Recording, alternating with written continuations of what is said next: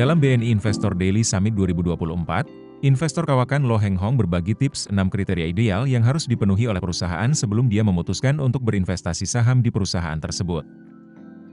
Mengutip infopublik.id, Lo menjelaskan, kriteria tersebut menjadi pedomannya dalam membangun portofolio saham yang solid. Kriteria pertama adalah memperhatikan kejujuran pengendali, direksi, dan komisaris perusahaan. Jika mereka tidak jujur, saya tidak akan membeli saham perusahaan tersebut, ungkap Lo. Kriteria kedua yang ditekankan Lo adalah bidang usaha perusahaan. Menurutnya, tidak semua bidang usaha layak untuk diinvestasikan. Saya hanya membeli saham perusahaan yang memiliki bidang usaha yang kuat dan prospektif, tegasnya. Kriteria ketiga, Lo juga sangat memperhatikan laba perusahaan. Kriteria ini menjadi faktor kunci dalam memilih saham. Saya tidak mau membeli saham perusahaan yang labanya kecil.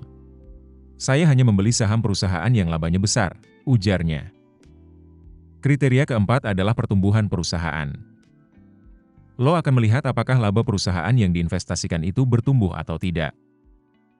Kriteria kelima, Lo menyatakan bahwa valuasi saham juga harus diperhatikan. Perusahaan bagus sekalipun, jika valuasinya terlalu mahal, saya tidak akan membelinya. Saya hanya bersedia membeli perusahaan bagus di harga wajar, atau jika bisa, saat harga diskon, tambahnya. Kriteria terakhir yang tidak kalah penting adalah dividend yield. Menurut Lo, dividend yield yang tinggi sangat menarik karena memberikan keuntungan pasif bagi investor. Jika dividen yield-nya besar, tentu saya sangat tertarik. Dividen besar setiap tahun sangat menguntungkan bagi para investor, kata Lo. Oleh karena itu, Lo Heng Hong menekankan pentingnya berinvestasi di perusahaan pemilik kriteria-kriteria tersebut yang dinamakan sebagai Wonderful Company.